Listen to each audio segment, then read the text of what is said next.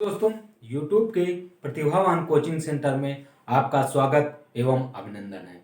मैं अनुराग, आप सभी लोग को मैं आधुनिक भारत से यूरोपीय कंपनियों के आगमन के बारे में पढ़ा रहा हूं। मैं आपको पुर्तगाल में मैं वास्को डी गामा के आगमन के बारे में और प्रथम वायसराय अल्मीडा के बारे में मैंने आपको बता दिया पहली वीडियो में। आज मैंने दूसरे वायसराय अल्फांसो डी अल्बुकर्क के बारे में बताएंगे। चलिए दोस्तों, अल्फांसो डी अल्बुकर्क के बारे में पढ़ते हैं। अल्फांसो डी अल्बुकर्क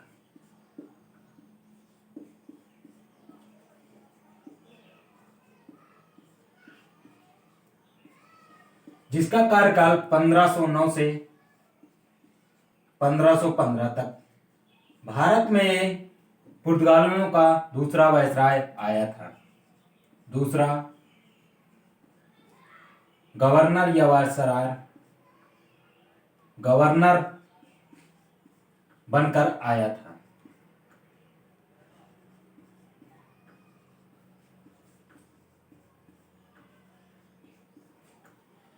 अल्बुकर्क को पुर्तगालियों का वास्तविक संस्थापक माना जाता है। वास्तविक संस्थापक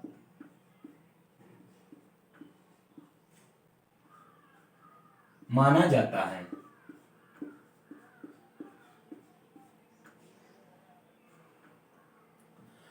यहां से क्वेश्चन पूछते हैं कि पुर्तगालियों का वास्तविक संस्थापक कौन है, तो आपका आंसर होना चाहिए अल्फांसो डी अल्बुकर्क। और दूसरा इसका कार्य था, ये अपना मुख्यालय मतलब कि अल्फांसो डी अल्बुकर्क अपना मुख्यालय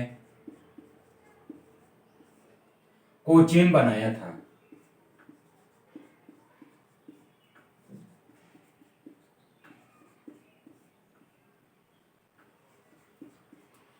और उसके बाद तीसरा इसका कार्य था, 1510 ईस्वी में बीजापुर के सुल्तान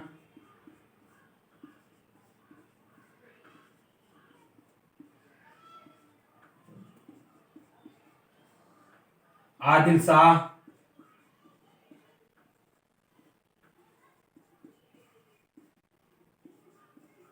से गोवा जीता था।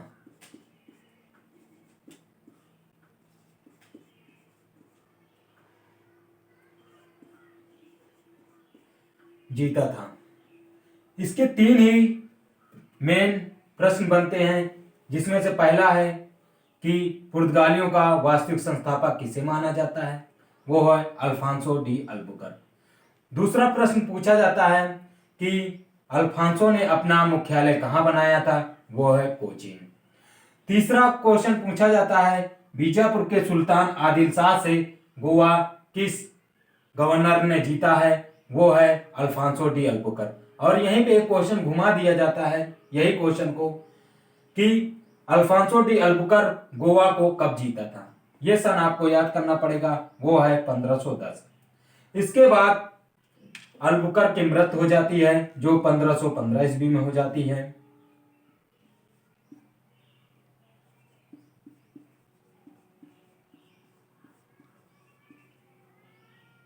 1515 में मृत्यु हो जाती है।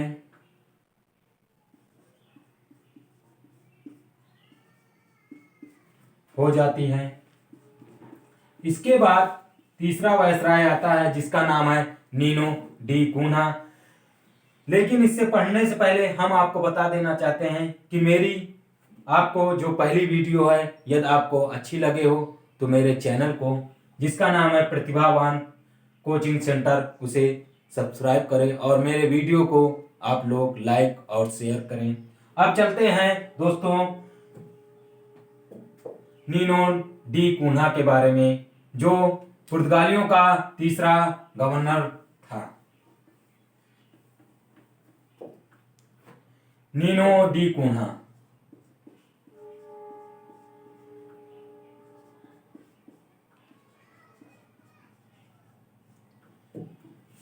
जिसका कार्यकाल था 1529 से 1538 तक।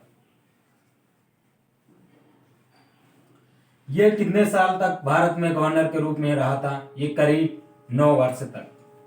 यही 9 वर्ष तक इसने कई ऐसे नीति भारत में अपनाए थे और कई ऐसे अधिकार क्षेत्र भारत में अपनाया था, उसके बारे में आज हम पढ़ेंगे।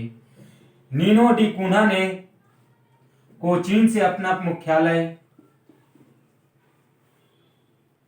पहला ये तीसरा वायसराय था। यहाँ से क्वेश्चन पूछा जाता है कि नीनो डी कून्हा कौन था? ये गवर्नर था किसका? पुर्तगालियों का।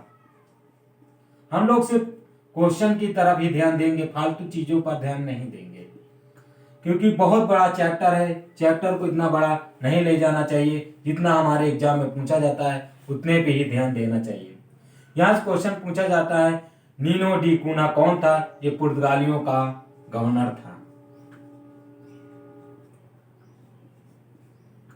फिर इसके बाद क्वेश्चन पूछा जाता है कि कोचीन से गोवा मुख्यालय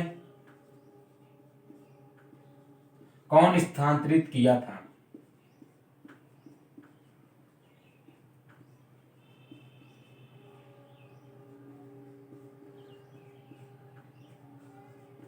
हमारा और आपका जवाब होना चाहिए नीनो डी कून्हा। यही गोवा जो आपको अलबुकन ने 1510 ईस्वी में बीजापुर के सुल्तान आदिल शाह से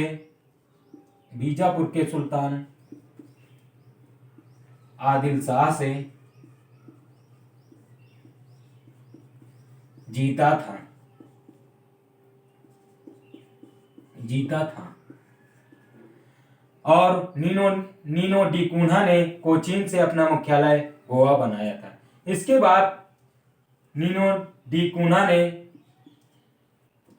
1534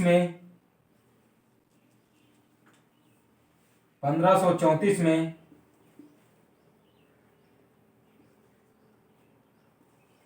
बेसिन पर अधिकार कर लेता है।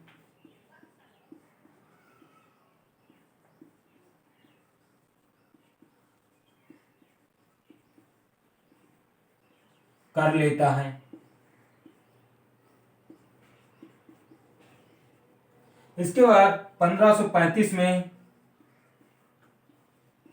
दीव पर अधिकार कर लेते हैं।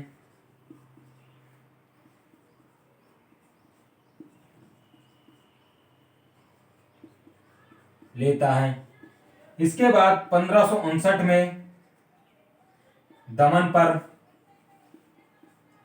अधिकार कर लेते हैं।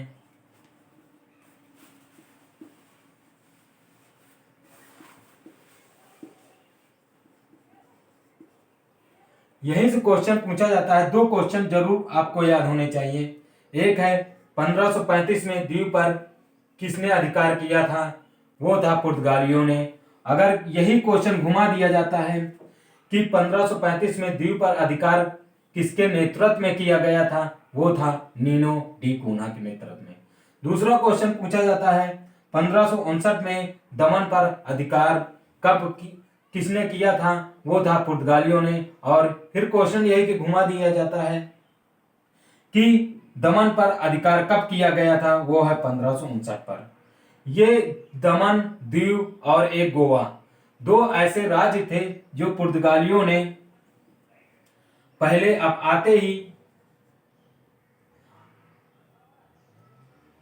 पुर्तगालियों ने अपने क्षेत्र में सबसे पहले अधिकार लिए थे, लेकिन बाद में 1947 के बाद 1961 में भारत को दिए थे। मतलब कि सबसे पहले इस क्षेत्र को कौन कौन से? एक था गोवा, एक था दीव, एक था दमन। ये 3 ऐसे क्षेत्र थे जो 1961 में इन्हें आजादी मिलती है। क्यों? इसी के कारण से क्वेश्चन यहां से पूछा जाता है कि सबसे पहले आने वाला कौन था और सबसे बाद में जाने वाला कौन था। सबसे पहले आने वाला हमारा पुर्तगाली था और सबसे बाद में जाने वाला हमारा पुर्तगाली ही था। एक यहां से क्वेश्चन पूछा जाता है। इसके बाद 1602 में आप लोग नोट कर चुके होंगे, अगर नोट ना किए होंगे तो नोट कर लीजिए। चलिए हम मिटाते हैं।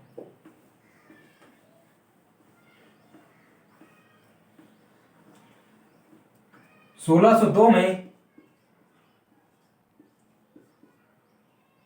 बाटम के समीप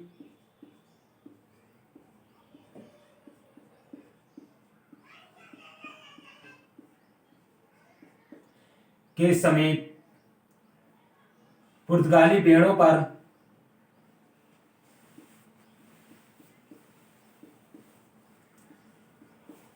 पर डचों ने आक्रमण कर दिया। डचों ने आक्रमण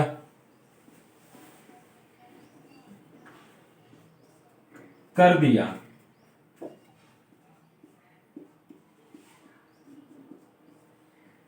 इसमें पुर्तगाली लोग और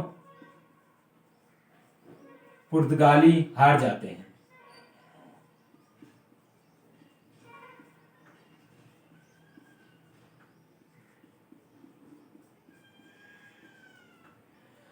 इसके बाद डच लोग पुर्तगाली के कई ऐसे अधिकार क्षेत्र हैं जो पुर्तगालियों के लिए महत्वपूर्ण थे, उन पर अधिकार कर लेते हैं। जैसे 1641 में मलक्का का अधिकार,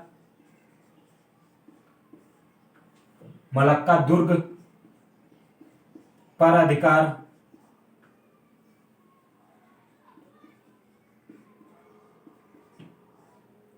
उसके बाद 1658 में संपूर्ण श्रीलंका पर अधिकार,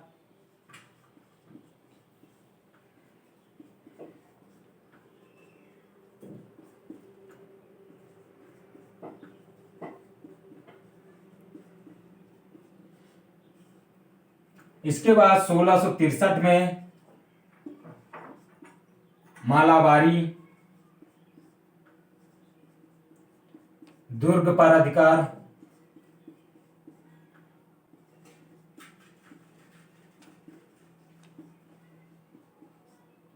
ये सभी अधिकार, तीनों अधिकार डच करते हैं। कौन करता है? डच करते हैं। इसी अधिकार से पुर्तगालियों का भारत में वर्चस्व धीरे धीरे खत्म होने लगता है। फिर डच का वर्चस्व भारत में होने लगता है। लेकिन पुर्तगालियों के भारत में बहुत कुछ देन थे, उनके बारे में आज हम पढ़ेंगे। जिसमें से था प्रिंटिंग प्रेस। कौन था प्रिंटिंग प्रेस? जो सादे ब्याह में कार्ड छापने के योग में आता है, काम में आता है, प्रिंटिंग प्रेस।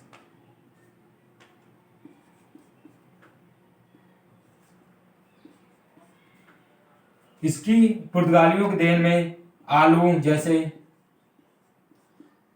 पपीता, काजू, बादाम,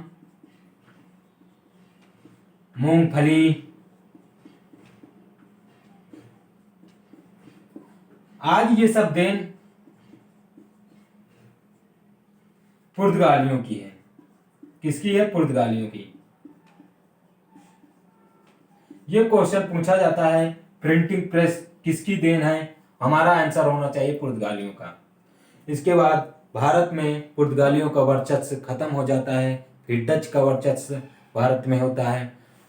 हम कल डच के बारे में पढ़ेंगे। डच भारत में क्यों आए और ये किस रास्ते से आए, डच कहाँ के निवासी थे, इनकी प्रथम फैक्ट्री कौन थी, इसके बारे में हम पढ़ेंगे। जय हिंद, जय भारत।